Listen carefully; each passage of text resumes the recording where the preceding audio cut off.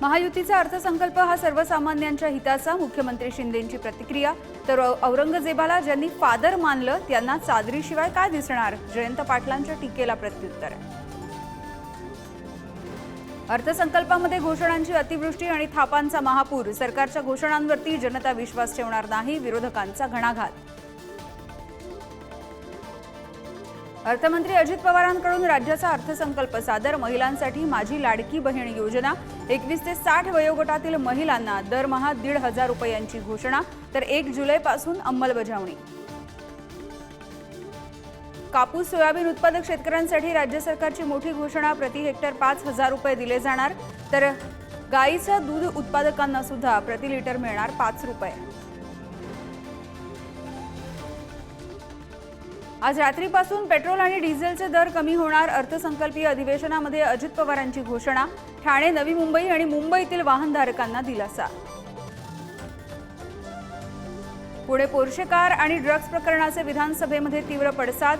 पुणे म्हणजे उडता पंजाब, वडेट्टीवारांची टीका. तर विद्येच्या माहेरघराला अशा उपमा देणं बंद करा, फडणवीसांचं प्रत्युत्तर. विधानभवनाच्या पायऱ्यांवरती विरोधक आणि सत्ताधारी आमदारांचं आंदोलन. सरकारने जनतेला गाजर दिल्याचा विरोधकांचा आरोप. तर गिरे तो भी टांग ऊपर म्हणत सत्ताधाऱ्यांची टीका. विधान परिषदेच्या 5 जागांसाठी भाजपनं 10 नावं केंद्राकडे पाठवली. आज किंवा उद्या निर्णय होण्याची शक्यता. पंकजा मुंडे, परिणय फुके, हर्षवर्धन पाटील, रावसाहेब दानवेंच्या नावाचा समावेश. दूध दरासाठी शेतकरी आक्रमक. अहमदनगर आणि पुण्यामध्ये आंदोलन. संगमनेरच्या कोल्हार घोटी महामार्गावरती रास्ता रोको. तर पुण्यामध्ये दूध उत्पादक शेतकरी आक्रमक. राजधानी दिल्लीला मुसळधार पावसानं झोडपलं. दिल्ली विमानतळाच्या टर्मिनल 1चं छत कोसळलं. 6 जण जखमी, एकाचा मृत्यू. आज संत तुकाराम महाराजांचा 339वा पालखी सोहळा. तुकोबांच्या पालखीचं पंढरपूरच्या दिशेनं प्रस्थान. देहूनगरी आणि इंद्रायणी घाट विठू नामाच्या गजरानं दुमदुमला.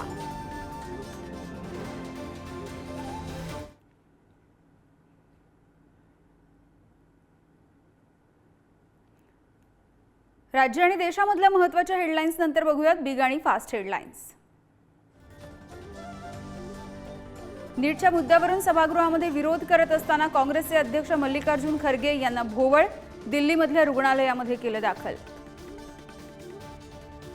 झारखंडचे माजी मुख्यमंत्री हेमंत सोरेन यांची जामिनावरती तुरुंगामधून सुटका. जमीन घोटाळा प्रकरणी सोरेन होते तुरुंगात. उत्तर प्रदेशातील भाजपच्या मित्रपक्षाच्या आमदाराची पेपर लीक केल्याची कबुली. सुहेलदेव भारतीय समाज पक्षाचे आमदार असलेले बेदी राम यांची कबुली. सरकारी नोकऱ्यांमध्ये भरतीसाठी पैसे घेतल्याची कबुली. जातीनिहाय जनगणना करण्याची मागणी करणारा ठराव तमिळनाडू विधानसभेमध्ये मंजूर.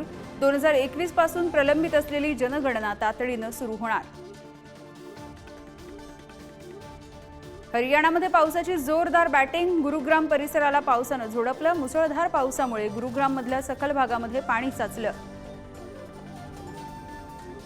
मुसळधार पावसामुळे दिल्ली विमानतळावरती मोठी दुर्घटना. दिल्ली विमानतळाच्या टर्मिनल 1 मधलं छत कोसळलं. एकाचा मृत्यू, 6 जण गंभीररीत्या जखमी. विमान वाहतुकीवरती सुद्धा काहीसा परिणाम. प्रसिद्ध लेखिका अरुंधती रॉय यांना यंदाच्या वर्षीचा पेन प्रिंटर 2024 हा पुरस्कार जाहीर. 10 ऑक्टोबर रोजी पुरस्काराचं वितरण. लेखकांचं साहित्य क्षेत्रामधलं योगदान लक्षात घेऊन पुरस्काराने गौरवलं. दिल्लीतील इराणच्या दूतावासामध्ये इराणच्या राष्ट्रपती पदाच्या निवडणुकीसाठी मतदान. 19 मे रोजी इराणचे विद्यमान अध्यक्ष इब्राहिम राईसी यांचे हेलिकॉप्टरच्या अपघातामध्ये झाले निधन. विधानभवनाच्या पायऱ्यांवरती विरोधक आणि सत्ताधारी आमदारांचं आंदोलन.